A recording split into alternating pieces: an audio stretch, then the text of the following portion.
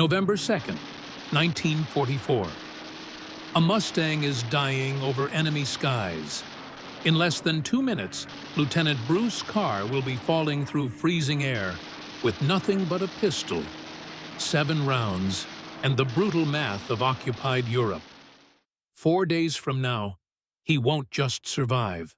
He'll do something no manual ever imagined: steal a German fighter from a live airfield and fly it straight back into his own base, while his own side tries to shoot him down.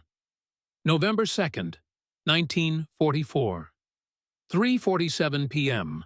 Somewhere over Czechoslovakia, Lieutenant Bruce Carr watches his oil pressure needle collapse to zero.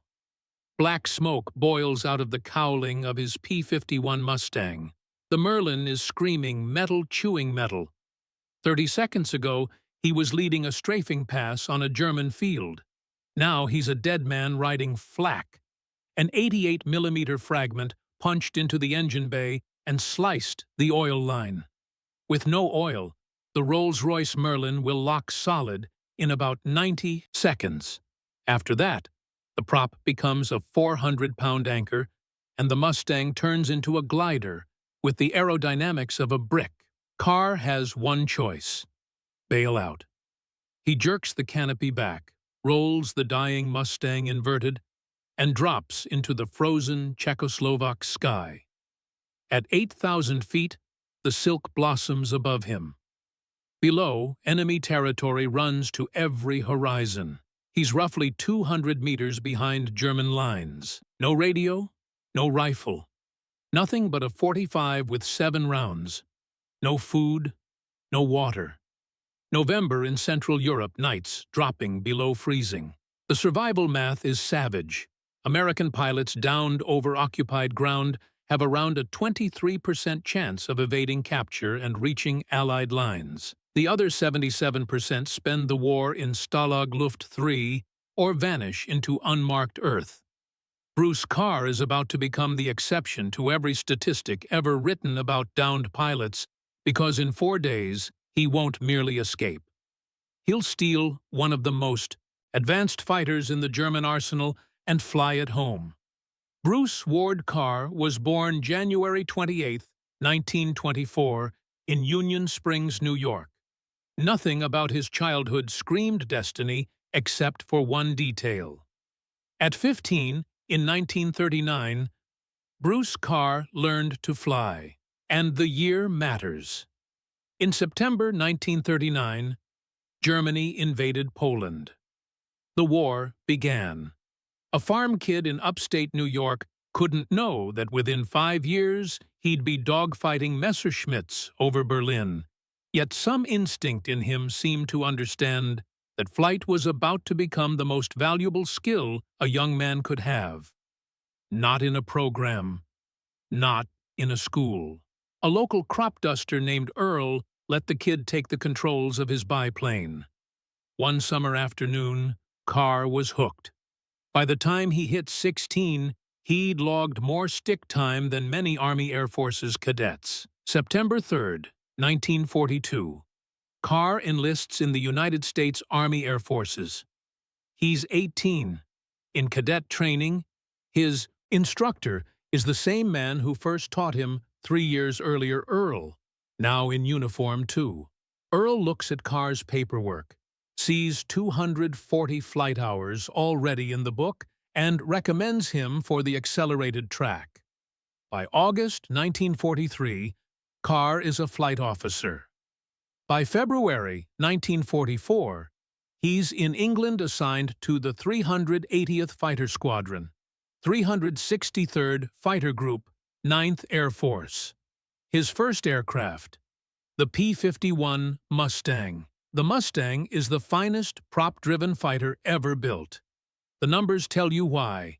Range of roughly 1,650 miles, with drop tanks enough to escort bombers from England to Berlin and back. Top speed around 437 miles per hour at 25,000 feet. Ceiling near 41,900 feet. Armament: 6 50 caliber Brownings with about 1,880 rounds total, enough to shred a bomber in a 2-second burst. Before the P-51 arrived in strength, daylight raids bled catastrophically. The 8th Air Force lost 60 bombers in one mission over Schweinfurt in October 1943. Without escort, B-17s and B-24s were sitting ducks. The Mustang changed the war. American fighters could finally stay with the bombers to the target and back. German pilots called them the long-nosed bastards, and the Luftwaffe began losing experienced men faster than schools could replace them. Carr falls in love instantly. The cockpit fits. The controls answer. The power is addictive. He names his aircraft Angel's Playmate, not knowing that in 8 months he'll be sitting in a cockpit marked in German with a swastika on the tail. March 8, 1944. Flight Officer Carr scores his first engagement. He spots a Messerschmitt Bf 109 and goes after it. The German tries to escape by diving for the deck, skimming treetops. Carr follows. The chase runs for miles. At over 400 miles per hour, both aircraft barely clearing forest. Carr fires, misses. Fires again, one round clips the left wing. The German pilot panics, ejects too low, and the parachute fails to open fully. He hits hard. The 109 slams into a hillside. Carr returns expecting praise. Instead, his commanding officer drags him in. "Carr, most over-aggressive flying I've ever seen. You nearly killed yourself chasing him into the trees. You're being transferred. The kill doesn't count." Technically, Carr didn't shoot the aircraft down, the pilot did. It's the first sign Bruce Carr doesn't think like other men. Where others see recklessness, he sees a door. Where others see limits, he sees suggestions. May 1944. Carr transfers to the 353rd Fighter Squadron, 354th Fighter Group, the Pioneer Mustang Group, first in Europe to fly P-51s in combat. These are elite Mustang pilots. Carr fits. June 17, 1944. 11 days after D-Day, he earns his first official kill, sharing credit for an Fw-190 destroyed over Normandy.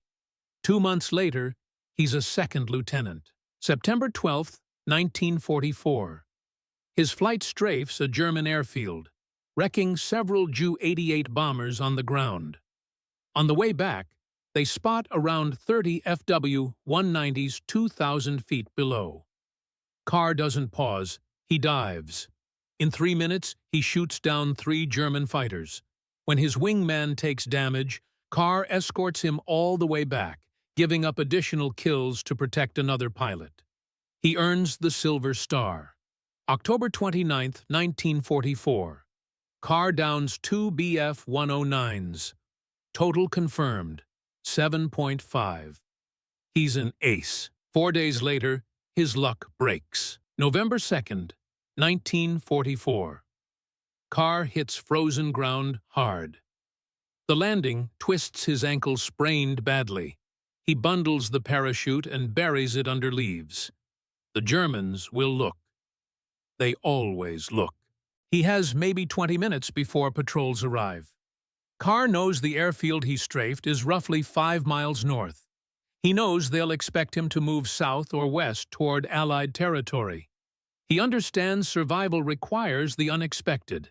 He goes north toward the enemy. The logic is backward and solid. Search parties push outward assuming he's running away. They won't expect him to move closer to their base. And if he wants to live, he needs supplies, food, water, maybe a weapon. The airfield has all of it. Day 1, he threads forest, avoids roads, travels at night. His flight suit barely holds warmth. His ankle pulses with every step. He hasn't eaten in 18 hours. Day 2, he finds a stream and drinks. The water is so cold, It numbs his throat. A German patrol appears about 200 yards away. Carr folds into a ditch and stays stone still for 2 hours until they pass.